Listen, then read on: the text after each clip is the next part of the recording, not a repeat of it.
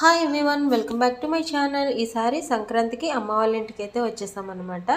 ఈ మార్నింగ్ లేవగానే మా మదర్ అయితే ఈ రథం ముగ్గు అయితే వేసుకున్నారు. గుంటూరులో మ్యాక్సిమం అందరూ కూడా ఈ రథం ముగ్గులే వేసుకుంటారు అనుకుంటా. మా పక్కింటి వాళ్ళ ఇల్లులు అనమాట, అమ్మ వాళ్ళ ఇంటి పక్కన ఇల్లు. కానీ ఈస్ట్ గోదావరిలో ఉన్నప్పుడు ఈ రథం ముగ్గు లాస్ట్ రోజులో కనుమప్పుడు వేసుకోవడం చూశాను. సంక్రాంతికి అయితే డిజైన్స్ వేస్తారు, నాకైతే రాదనమాట. ముగ్గులు నేను ఎక్కువగా వేయను, మా మదర్ అడుగుతూ ఉంటారు, మా మదర్ కోసం వేస్తాను. కానీ ముగ్గు అస్సలు రాదు, అందుకని ఇంక మా మదరే వేసుకున్నారు. మిగతా పనులన్నీ కూడా నేను పై పనులన్నీ చేశాను అనమాట.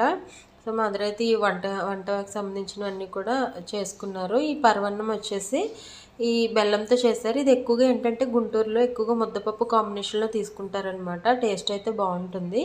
ఇడ్లీ అయితే టిఫిన్ తయారు చేశారు. తర్వాత ఏమో కొంచెం ఈ పరవన్నం పెట్టుకొని కొంచెం ముద్దపప్పు వేసుకొని తిన్నాను అనమాట. ఇక్కడైతే ఈస్ట్ గోదావరిలో అయితే పరవన్నం అంటాము, ఇక్కడైతే పొంగలి అంటారనమాట గుంటూరులో.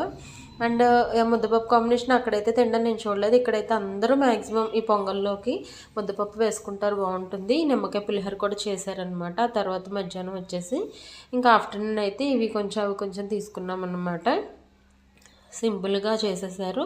కనుమ వచ్చేసి మ్యాక్సిమం అందరూ కూడా గారెలు, చికెను, మటన్ ఇలా చేసుకుంటారు కదా. రేపు స్పెషల్స్ అయితే నేను మీకు చూపిస్తాను. సో ఈ విధంగా అయితే అమ్మ వాళ్ళ ఇంట్లో చేశారనమాట. నేనైతే అన్ని పనులు చేసి పనులన్నీ కూడా అన్నీ రెడీ చేసి పెట్టి ఇచ్చానమాట. మిగతా వంటలన్నీ కూడా ఇంక మా మదర్ చేసుకున్నారు. తర్వాత అక్క వాళ్ళు అయితే వచ్చారనమాట. సో మీ ఇంట్లో స్పెషల్స్ ఏంటో కామెంట్ చేయండి. మీకు నచ్చితే లైక్ చేయండి, సబ్స్క్రైబ్ చేయండి.